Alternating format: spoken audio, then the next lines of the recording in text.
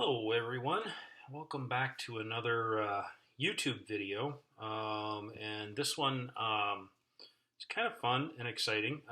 Today happens to be Thursday, March 18th, day after St. Patrick's Day. My birds are chatting in the background, so if you hear them, it is. It's about 3:30 in the afternoon here in Wisconsin, and I've got a really nice sunlight coming through the window off to my right.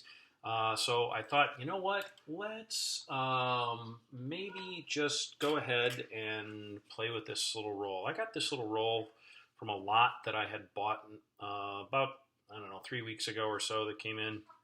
A lot of old rolls from an old collector and stuff like that. And, you know, there were some 45p rolls, which are some really fun little rolls. And interestingly enough, what I find the most interesting about old rolls is learning a little bit about each one.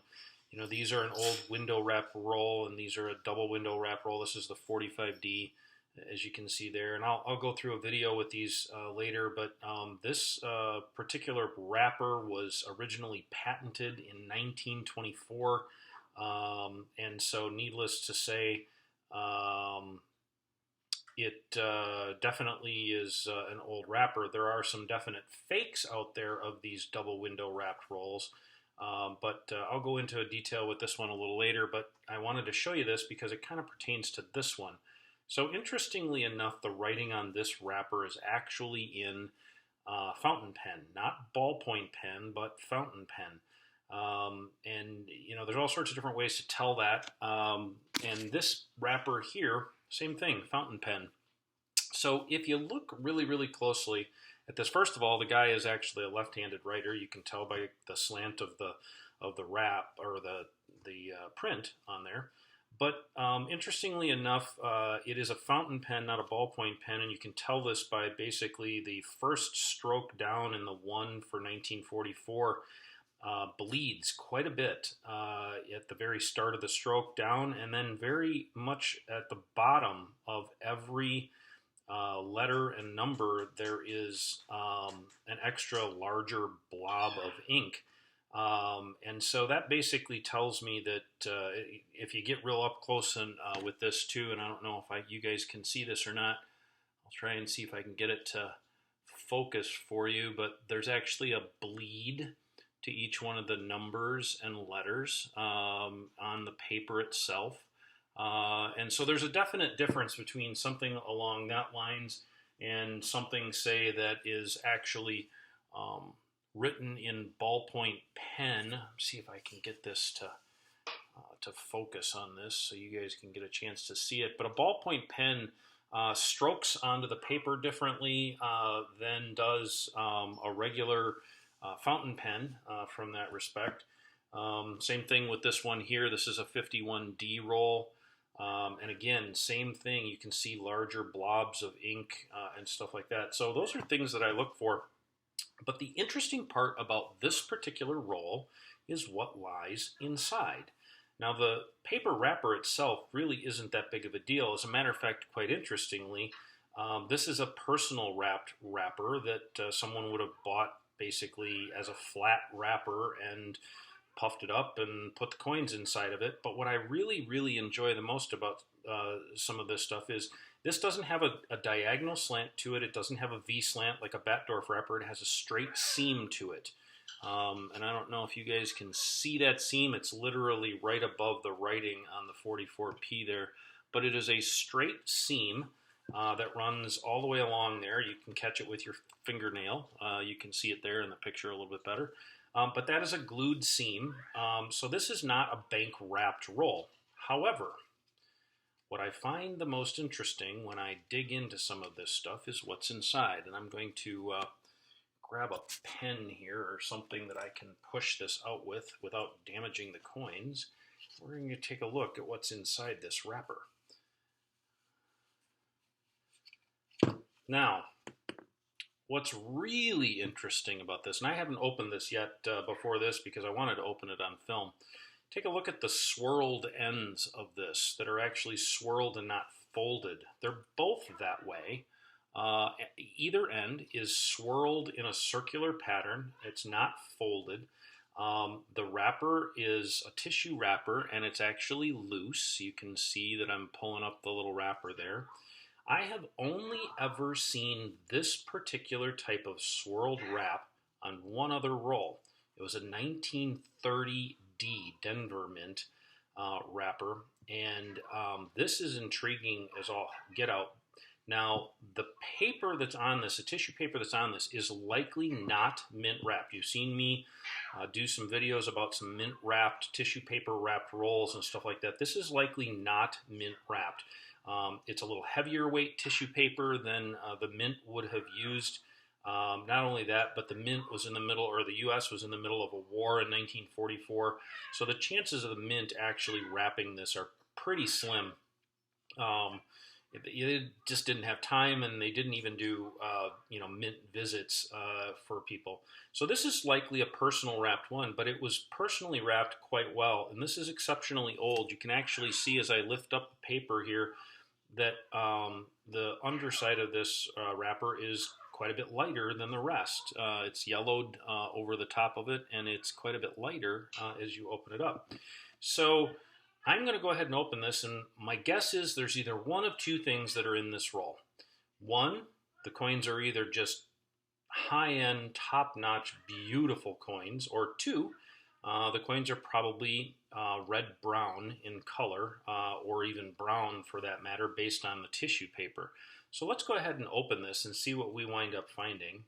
I am really curious. I'm going to try and do this as best I can so that I can open it and maybe save the tissue. I like to learn from a lot of this. Hopefully you guys do too. Obviously you're watching my video, so hopefully you're learning something. And the other thing too is make sure that if you want to, please feel free to send me a message, leave me a message down in the comments below, and we'll see what, if we can answer any questions for people. So let's go ahead and keep opening this up. Checking my time here. All right, almost there. Yeah, this is a personal wrapped roll rather than mint wrapped because there's a considerable amount of tissue wrapping paper. Wow, okay, so not bad. The end coin, I'm going to pull this one end coin up here. So the end coin is actually brown. You can actually see that it's got a fingerprint on it, actually just toned more than anything else. Let's go ahead and pull these off of the paper wrapper.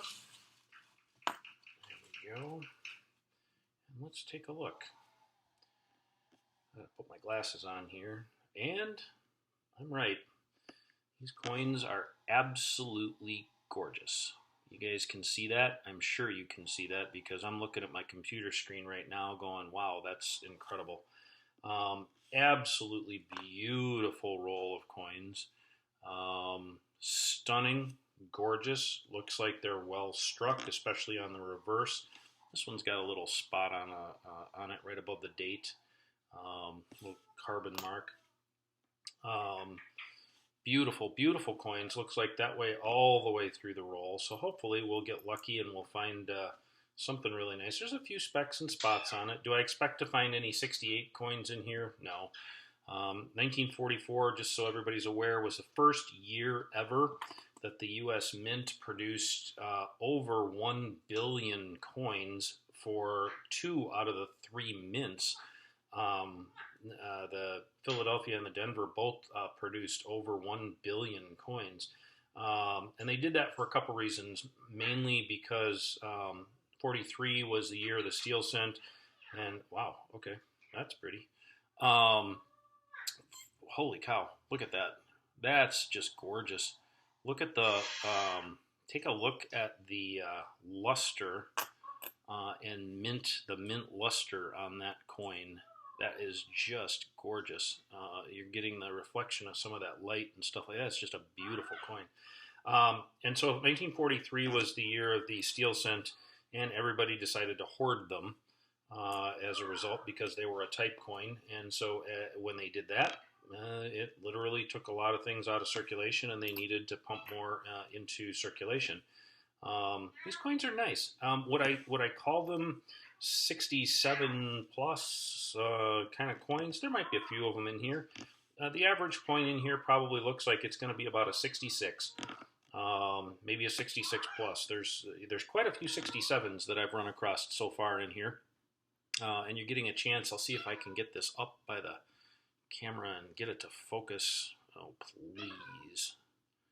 Yeah, someday I'll actually figure out all of this, won't I? Maybe, not so much. There we go. It's focusing a little bit now. Take that away. You get an idea as to what the brilliance of that is. It's actually a really pretty coin. Not perfect, but not horrible either. This is a very valuable, nice colored. It's got a nice color to it.